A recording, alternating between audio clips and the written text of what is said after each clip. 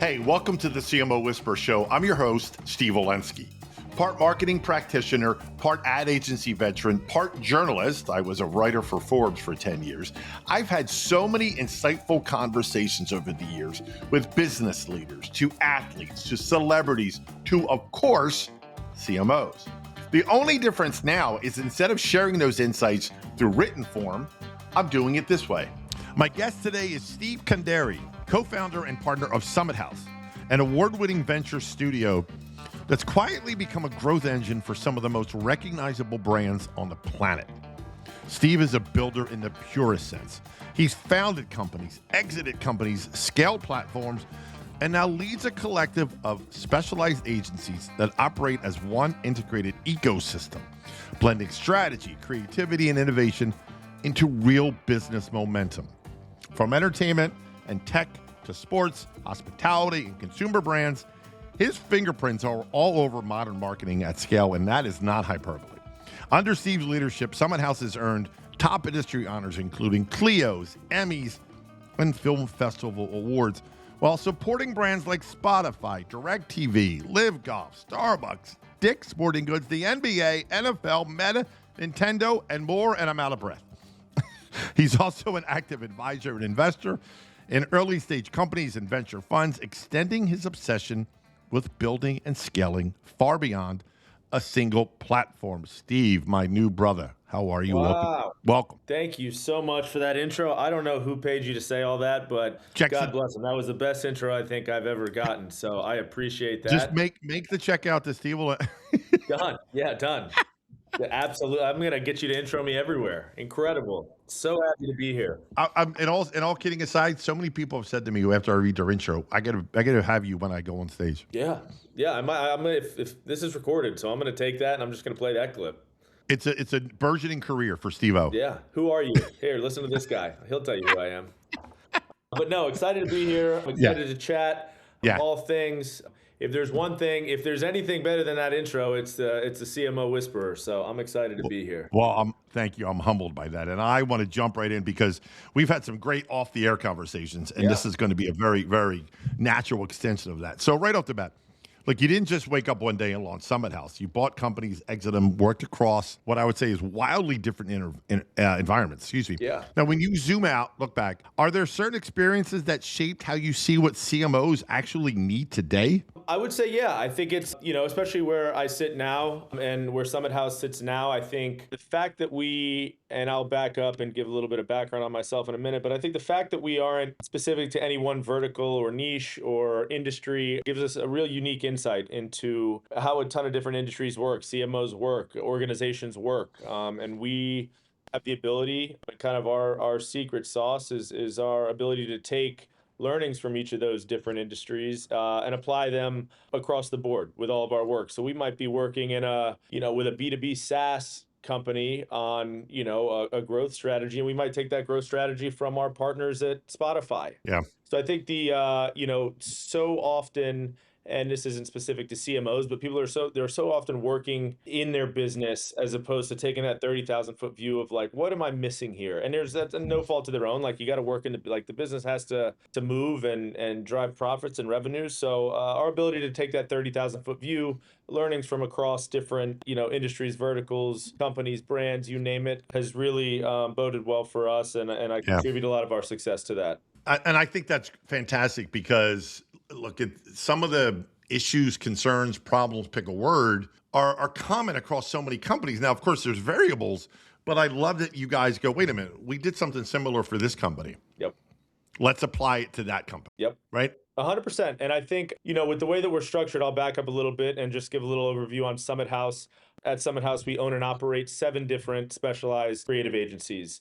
And to your point on, some problems and issues I've seen in the industry, the reason that we're structured that way and we didn't roll everything up into, we're Summit House, we're full service, we do everything, which is, I'm sure in your career and I'm sure anybody listening that's in the industry knows that when somebody says they're a full service agency, and no offense, there's a lot of great agencies out there, a lot of the time that's BS. And I would say probably about 95% of the time it's BS when somebody says they're full service. So obviously we took those learnings, but the way that we operate with 7 different specialized creative studios, they're all led by seniors, all have their own presidents and teams. And when we say, we're experts in a certain specialty, we mean it, and we have an agency to back that up. So I'll run through them real quickly.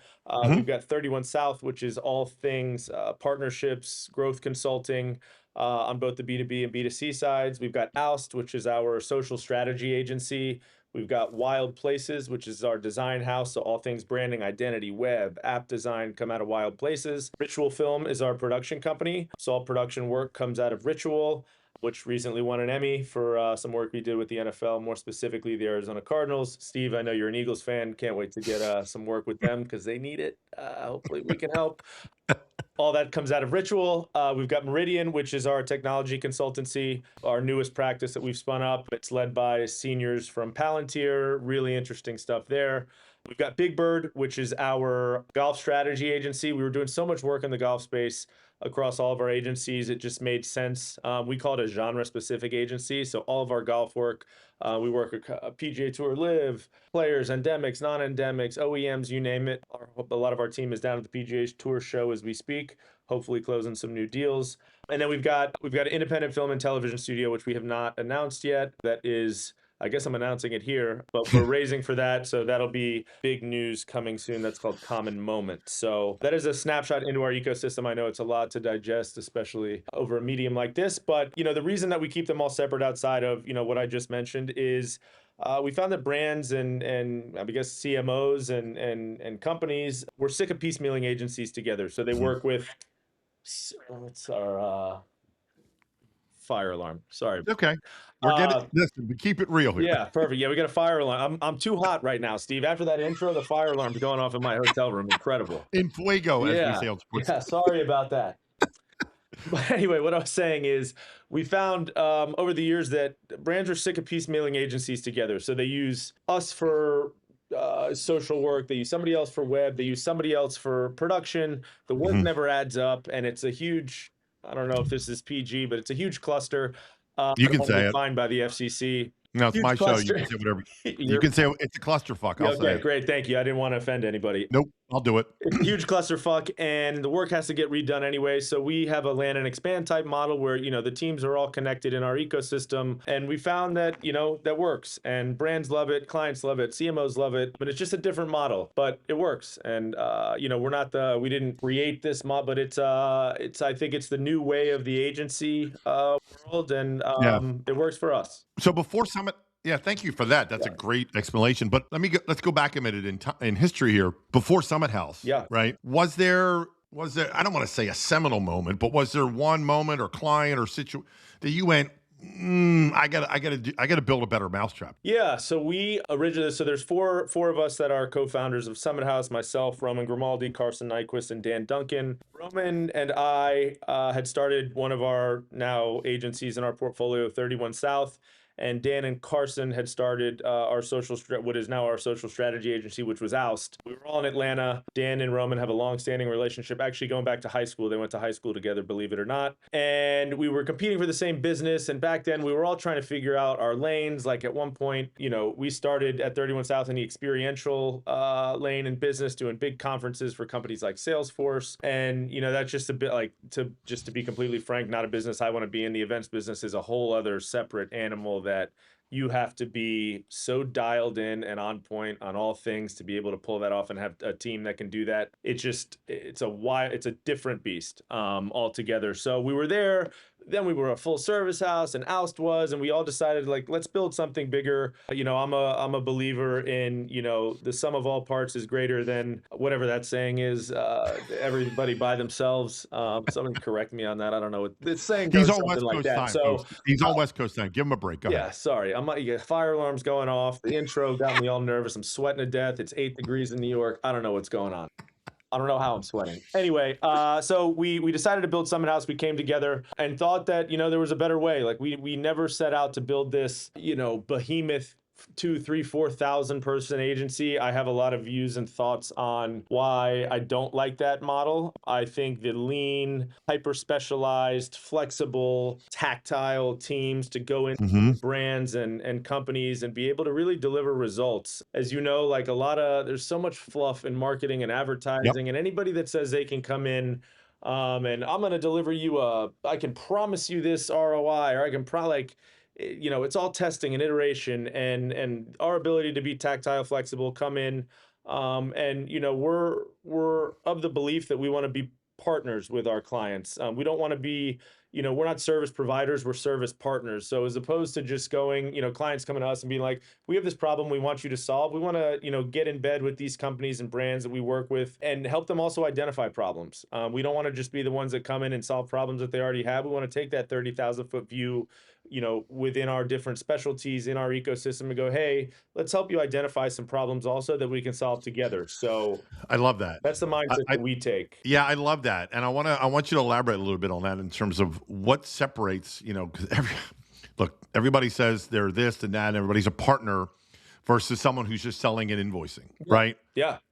How do you define, what a partner really is? Well, and I think on the front end, at the top, it is also helping to identify problems, really becoming ingrained in all things within your business brand, not just on the marketing and advertising side, but on the finance side and on the development side and on the customer success side and whatever else that might be, and really helping identify inefficiencies or waste or whatever you want to call it. But really, I think it's identifying problems alongside your client. That's how you partner. That's how you truly partner with somebody, as opposed to just, we're here to service your problem that you've identified, that you think and sometimes it's having those hard, honest conversations. There's a lot of brands that we go into that I would love to send them an invoice to go rebrand them, and they go, we want to rebrand, and our experts in this specific instance, Wild Places on the design side, go, you don't have a design problem, you have a messaging problem. That's it. Your Yeah, identity, your word marks, your logo, they're all fine. Maybe we can refine them a little bit, but we would be remiss to come in and take a few $1 million to rebrand you when that's not your real problem. You have a exactly. positioning problem or a messaging problem. So I think being honest too. There's a lot of, I'm not going to throw shade on anybody, but there's a lot of snakes No, out there in our world, and in specific to marketing, advertising, agency space. So I think just doing good business at the end of the day, like above all else, doing good business is a way to be a good partner. it's really not much. Sorry to interrupt you, No, no, but no. I knew within the first 30 seconds you and I met, this guy gets it, and it's just, and I'll say it, no bullshit. Of I appreciate that. don't sell me something that I will pay for, but I don't. But you also know I don't need. Yep. Yep. And that's like to my previous point of above all else, it's being honest, and that's how you're a good partner. To like, if Exactly. I'm take me out of my seat and put me in a CMO seat at a brand, like, and the amount of agencies that as a CMO you have to deal with and listen to, and the Get dog and pitched. pony Yeah. show of like, oh, well, they promised this and they said this and they Exactly. think we need a rebrand. It's like, if you just, at the end of the day, if you're a good person, you do good business. I've been doing this a long time in a number of different seats and capacity, but I've always owned my own business. I've never worked on the corporate side. I've always done my own thing.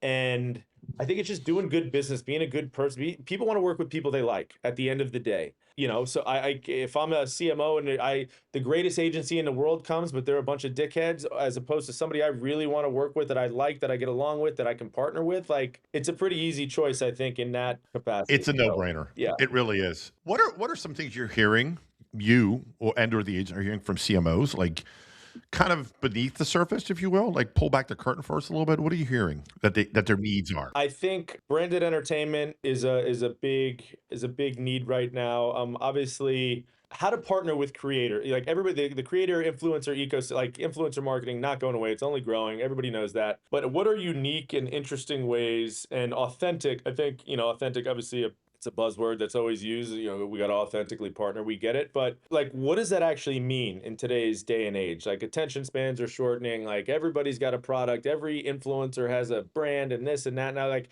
Mhm. what do you do? Like, how do we cut through the noise and like really do something impactful that resonates with our audience, whatever that might be? Like, I'll give a personal example that launched today. Actually, we are the agency of record for Dunlop Sports, Cleveland, Strixon, and Zexio, golf brand. I know if you're a golfer, Steve, we should go Mhm. play. I play golf. I'm not a golfer, so I'm a I'm the 12, same way. 13. Okay, perfect. We'll have a great round. We should do this on the golf course next time. Yes.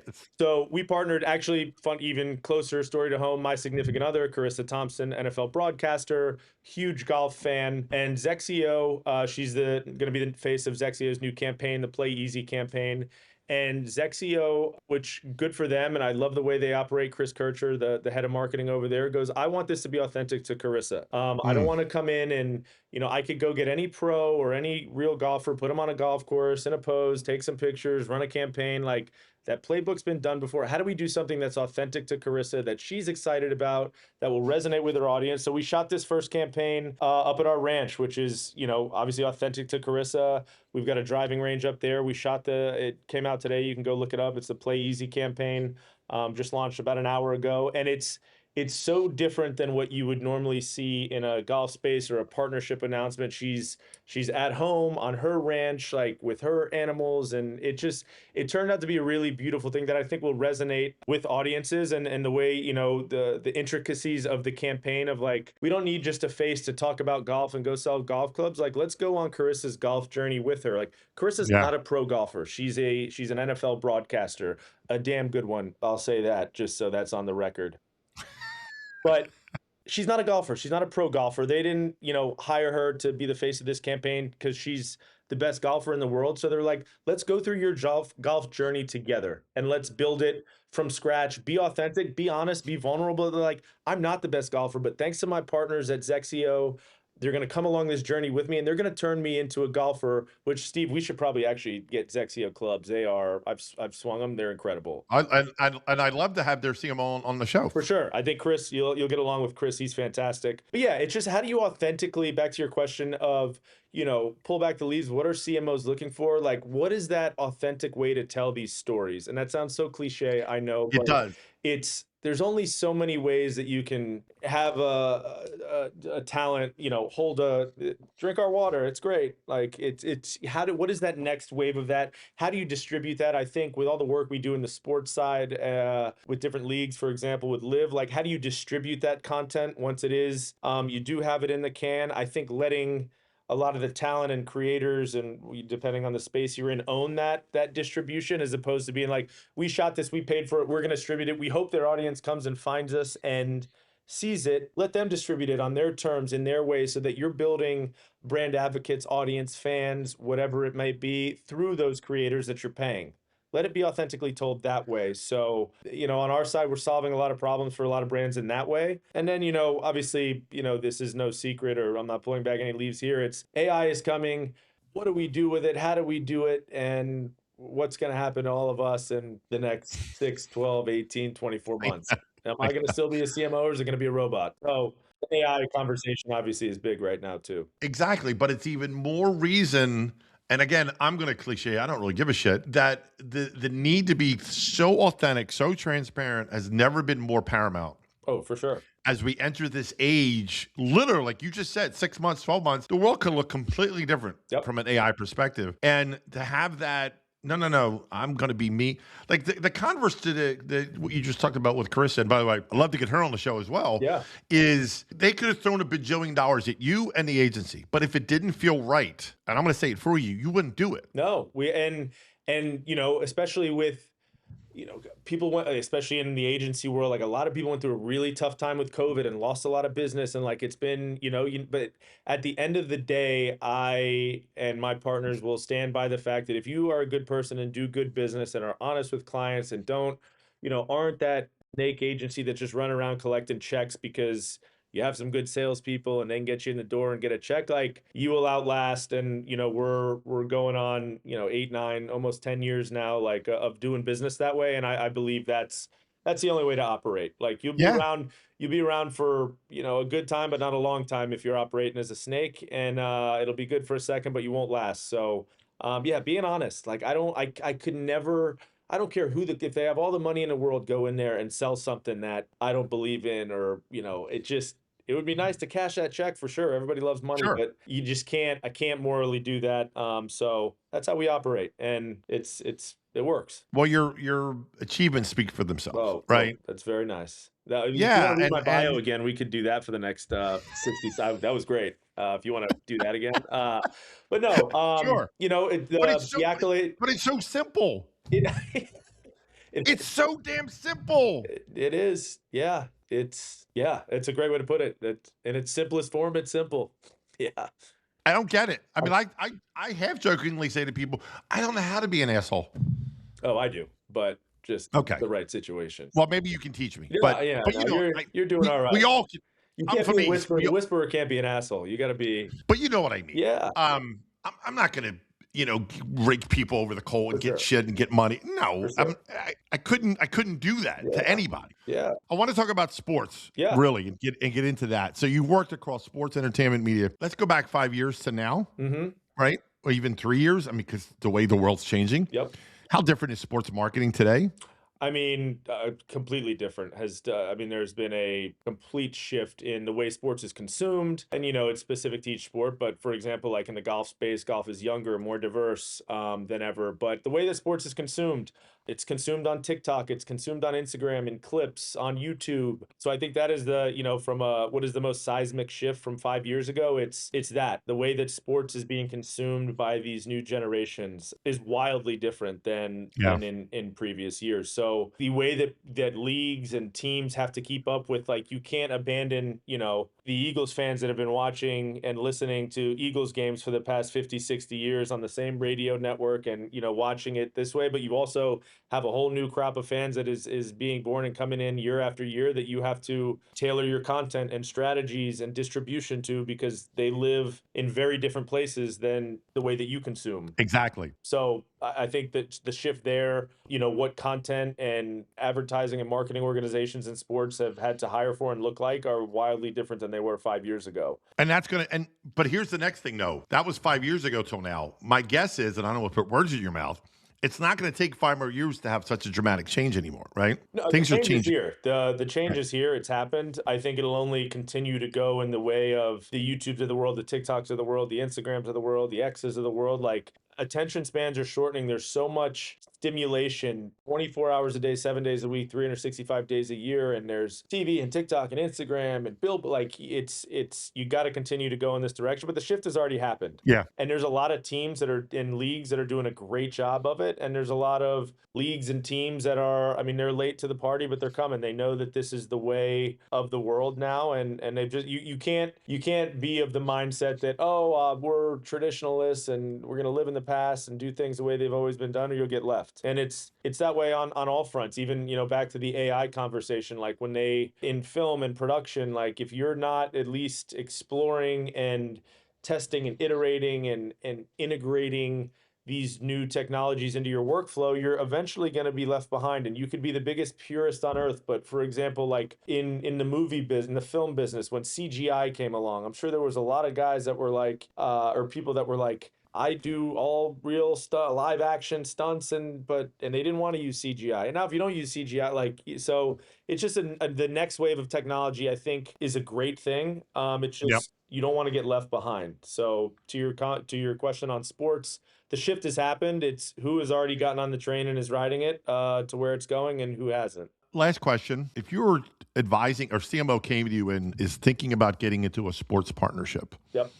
with a brand or brands plural, what do you say to them? What advice, what questions how do you advise them? I think it depends on the space. I think there are certain, like, take budget out of it. There's a lot of brands that'll just throw a lot of money at a partnership. I think from what I would advise, like, does your brand resonate even at all? It doesn't have to be with the complete fan base, but like, does your brand resonate at all with this fan base, this community, or are you just throwing money at something because maybe your CEO is a fan or whatever? You're in mark, like, What Yep. is that point at which your brand resonates with this team or league? And then if it does, how are you not just gonna write a check to put your logo on something? Like, what is the plan to really make this a fruitful partnership? Like, who are you bringing in that is resonates with your brand and with the team or league? How are you activating them? Where is this content living and breathing? How is it being distributed? I have a lot of thoughts around, and I kind of touched on it earlier, around building loyalty and new fandom through the creator and influencers that you partner with, as opposed to going like, well, we paid for this, we're going to own it, and we hope your network repost it and your network should come find us. Hmm. I don't think that's an authentic way to do it. And there's a lot of leagues. Live Golf, for example, did a great job of that. We built a franchise for them called the Duels, which we're bringing back in 2026, where we paired the top YouTube golfers, influencers, creators with top live pros. They played competitively for a large purse at a number of different tour stops, and Live, to their credit, let that content live on these creators' pages, and they distributed it, they released it, and I can show you the KPIs and analytics, the sentiment, the viewership, the adoption of new fans into the Live ecosystem was off the charts on Hmm. any number of KPI that you could record, because Live took a chance. It didn't go, well, we want to own this content, we paid for it, this is our franchise. They go, well, let's let the creators who are involved distribute it on their channels. And to their credit, it was a brilliant move, that they let us do that, because now they have millions and millions of new fans that have come from that, as opposed Very to, smart. so distribution is important too. But Yeah. front end of your question, I think it's, are you throwing money at something because you have a budget and need to do a sports partnership, or are you partnering with this league or team or athlete because your brand resonates with this team already? Because it to back to our points on authenticity, that's the most important, Yep. You so got to separate being a fan. yeah.